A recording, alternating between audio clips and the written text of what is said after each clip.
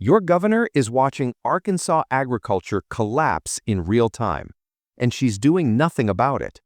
On September 2nd, 2025, a farm meeting in Brooklyn, Arkansas, that was meant for a handful of growers exploded into over 400 farmers packed to overflow. They came despite being in the middle of rice and corn harvest, despite only 3 days' notice, because they're desperate. And what they told staffers from Senator Tom Cotton, Senator John Boozman, Congressman Rick Crawford, and Governor Sarah Huckabee Sanders should terrify every American.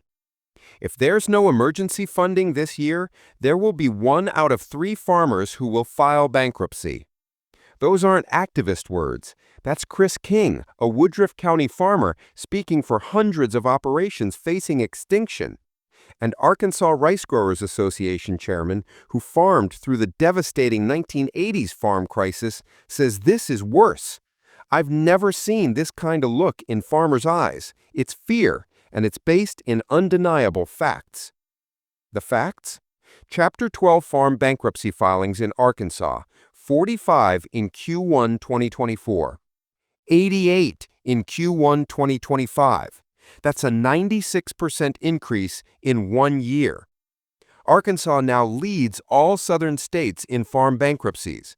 Over 60 farm auctions have been held since December 2024 alone, and experts warn that 25 to 40% of Arkansas farmers will be gone by spring 2026 without emergency federal aid. And in the next 7 minutes, you're going to discover why Arkansas farmers are facing losses of hundreds of dollars per acre, forcing them to make an unthinkable choice: plow under crops that won't cover harvest costs, or harvest at a massive loss and go bankrupt trying. Why Governor Sarah Huckabee Sanders has been petitioning the USDA for months while offering 0 state emergency funds herself. And why the only thing standing between Arkansas agriculture and total collapse is a farm bill that hasn't been meaningfully updated in 15 years.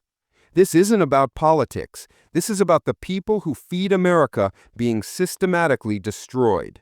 And the governor who's supposed to protect them is panicking because she has no solutions. Let me take you back to 2021.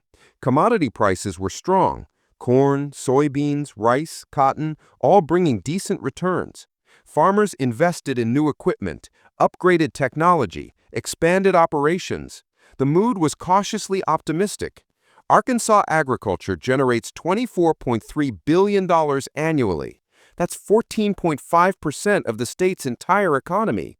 It's not just farmers. It's equipment dealers, grain elevators, agricultural aviators, seed companies, fertilizer suppliers, small-town banks, entire rural communities built around farming. And then the collapse started. Quietly at first, then catastrophically. Fertilizer prices skyrocketed. Diesel costs tripled. Interest rates went from near 0 to over 7%. And commodity prices? They collapsed. According to Rep. Deanne Vaught, who chairs the House Agriculture Subcommittee and is a farmer herself, prices have been bad for 3 consecutive years. We've had increases in our input and decreases in the amount of money that you're receiving for your products. Johnny Graves, chairman of the Arkansas Rice Growers Association, sent an open letter to media and politicians in August 2025 with numbers that should make every American pay attention. His exact words: "In our geography, it looks like you need to yield 100, 300, 300 to stay ahead. That's 100 bushel beans, 300 bushel rice, and 300 bushel corn." The reality? Basic Arkansas averages are 56 bushel soybeans, 166 bushel rice, and 175 bushel corn. Translation? Even average farmers are losing hundreds of dollars per acre, and there's no way to make it up. You can't work harder. You can't plant more efficiently. The math simply doesn't work anymore. Graves, who farmed through the 1980s farm crisis that destroyed thousands of operations nationwide, says this is different, worse. In a nutshell, we are going over a cliff. Banks are forecasting farm bankruptcies at 25 to 40%, and the dirty secret is out. So here's your dopamine gap. You expected American agriculture to stay strong, food security guaranteed, the heartland stable. But reality? One of America's most productive agricultural states is watching a quarter to 40% of its farmers face bankruptcy. And the governor is begging the federal government for help while offering zero state emergency funds herself. Let's talk about the numbers, because they're brutal, and they're accelerating. According to Ryan Loy, extension economist for the University of Arkansas System Division of Agriculture, farm bankruptcy filings nationally hit 259 between April 1, 2024 and March 31, 2025. But here's the terrifying part. We've already beat last year in terms of Q1 national filings.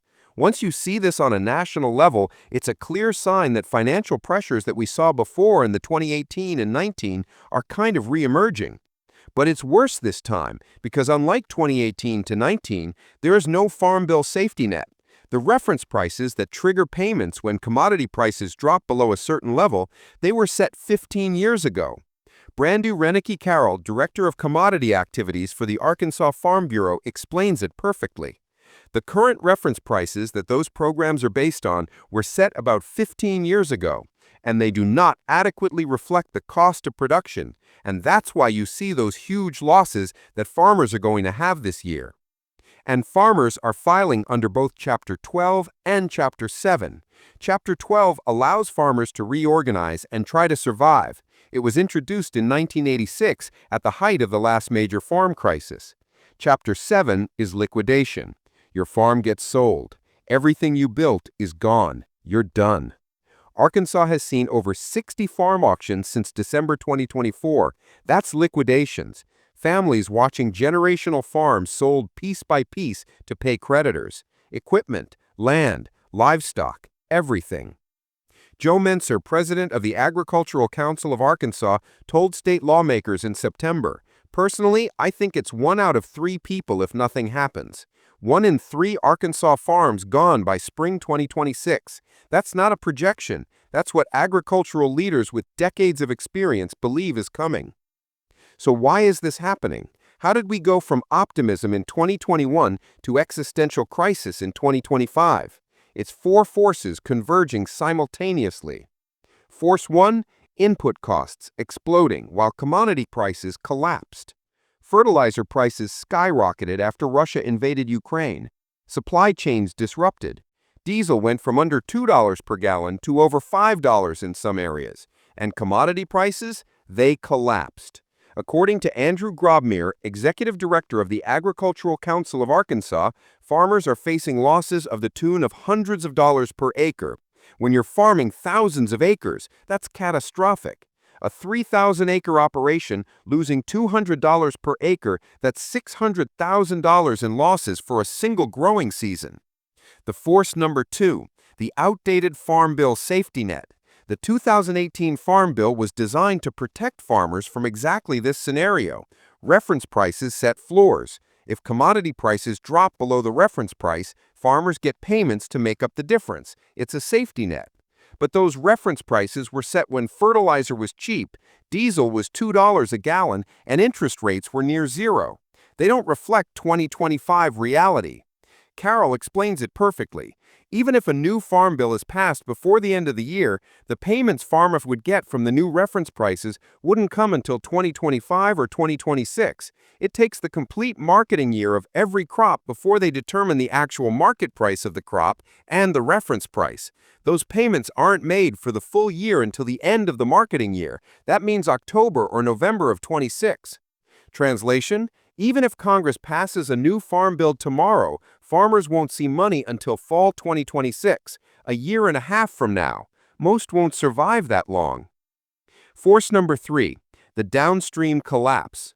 But it's not just farmers. Scott Stiles, extension economist with the UA Division of Agriculture, points out the ripple effects. There's a downstream impact on other segments in ag industry. Your input suppliers, your equipment dealers, anybody who provides a service to farmers is impacted by this too. The Association of Equipment Manufacturers reported tractor sales down 13% year over year, combine sales down 48%. When farmers stop buying equipment, dealerships close. When dealerships close, small towns die. Agricultural aviators who spray crops, they're not getting hired. Parts stores, empty. Grain elevators, processing less volume. Farm banks are calling loans on borrowers they know can't pay because they can't extend credit to operations with no path to profitability. And now, President Trump's tariffs have created a fourth crisis. China, one of Arkansas's biggest agricultural export markets, is threatening retaliation. Finance and Administration Secretary Jim Hudson told the Arkansas Legislative Council he attributes some struggles to predatory behavior by a foreign nation, specifically China. But farmers aren't buying it. Rep. Deanne Vaught pushed back. Farmers' primary problems are not China or tariffs. Prices have been bad for 3 consecutive years. The tariffs are making a bad situation worse, but they're not the root cause. This crisis was already happening. So what has Governor Sarah Huckabee Sanders done about this? Let's be specific. What Sanders has done? In December 2024, she wrote an op-ed for Fox News supporting President Trump's nominee for Secretary of Agriculture, Brooke Rollins. She said, "America's farmers are in trouble. Our farmers lost more than $30 billion this year." In November 2024, she joined 16 other Republican governors in signing a letter demanding Congress pass a new farm bill. In 2025, she signed Act 696, exempting farmers from paying state income tax on federal disaster relief payments. This ensures farmers keep more of their federal aid money instead of paying Arkansas taxes on it. She's been petitioning the U.S. Department of Agriculture for farm aid, according to Finance Secretary Jim Hudson. What Sanders has not done? Declared a state of emergency for Arkansas agriculture, allocated state funds for emergency farmer assistance, created a state-level disaster relief program, used Arkansas's budget surplus to help farmers survive until federal aid arrives. When agriculture leaders asked state lawmakers if Arkansas could help, Rep. Stephen Meeks, R. Greenbrier, said, "My concern is, if it's just a money issue, for every dollar that we give y'all to help you weather the storm, that's $1 we're taking from another Arkansas family that's also struggling to put food on the table. We can't print money like the federal government." Translation: the state of Arkansas will not help its own farmers. Not with loans, not with grants, not with emergency funds. Sanders will write op-eds, sign letters with other governors, and petition Washington, but she won't use state resources to prevent 1/3 of Arkansas farms from going bankrupt. But the moment that exposed the true depth of this crisis happened on September 2, 2025, in Brookland, Arkansas. Field representatives from Senators Cotton and Boozman, Congressman Crawford, and a representative sent by Governor Sanders planned to meet with a handful of growers, maybe 20 people. Quick update on federal farm bill progress, reassure farmers help is coming. Instead, over 400 farmers showed up during harvest season with only 3 days' notice. They packed the building to overflow, and they unleashed. Derek Highwood told staffers, "We have to have ad hoc payments right now to make it through this year." Chris King from Woodruff County was blunt. "If there's no emergency funding this year, there will be 1 out of 3 farmers who will file bankruptcy." The congressional staffers promised to take the message back to Washington. Gene Higginbotham, district director for Congressman Rick Crawford, said, "We're going to take your message, we're going to get it back to D.C., and we're going to do everything we can to get you the help you need." And then Derek Highwood said something that captured the hopelessness farmers feel. His final words to the room: "Until then, farmers have no one to turn to but God. Not the state, not the governor, not Arkansas's government, God. Because that's all they have left." So here's where we are. Arkansas agriculture, which generates $24.3 billion annually and employs 14.5% of the state's economy, is collapsing. Farm bankruptcies up 96% year over year. Over 60 farm auctions since December. Agricultural leaders warning that 1 in 3 farmers will be gone by spring 2026 without federal emergency aid. And Governor Sarah Huckabee Sanders, she's writing op-eds, signing letters with other governors, petitioning the USDA, exempting federal relief payments from state taxes, everything except using Arkansas's own resources to help. She won't declare a state of emergency, she won't allocate state disaster funds, she won't create emergency loan programs because, as Rep. Stephen Meeks said, we can't print money like the federal government. Meanwhile, Johnny Graves, who survived the 1980s farm crisis, says farmers have a look in their eyes he's never seen before. It's fear, and it's based in undeniable facts.